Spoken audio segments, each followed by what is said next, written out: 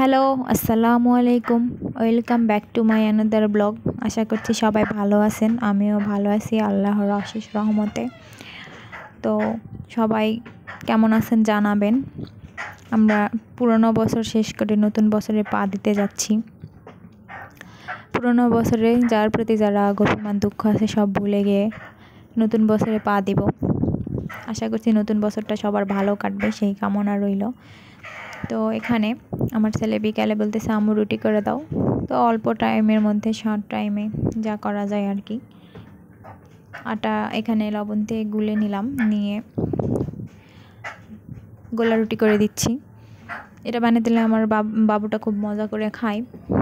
তো কে কী করেন বিকালের নাস্তা জানাবেন।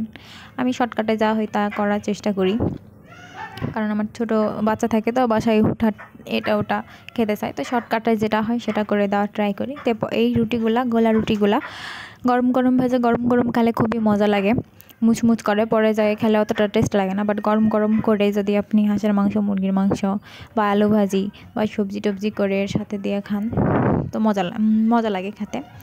তো এখানে রুটি করা হয়ে গেছে। আমাদের বিকালে আবার মা ছেলের বিকাল। আমার হাজব্যান্ড তো বাইরে কাজ করে, চা ছাড়া জমেই না। এক সকালে খাই, এক সন্ধ্যার সময় খাই। তো এখানে দুধ বসাই দিছি, দুধ চা করবো। দুধ চা করে ছেলে আমার রুটি দিয়ে খাবে, সাথে আমিও একটু খাবো। চা আমার খুব ফেভারিট। চা একটা পুরাই নেশার মতো। ফেভারিট জিনিসের মধ্যে চা আছে ফার্স্ট লিস্টে। চা ছাড়া চলেই না, একটা নেশার মতো কাজ করে, চায়ের প্রতি আসক্তি বলতে পারেন। তো আজকের ব্লগটা এইখান থেকে শেষ করছি। আশা করছি সবাই ভালো থাকবেন, সাবস্ক্রাইব করে পাশে থাকবেন। আল্লাহ হাফেজ।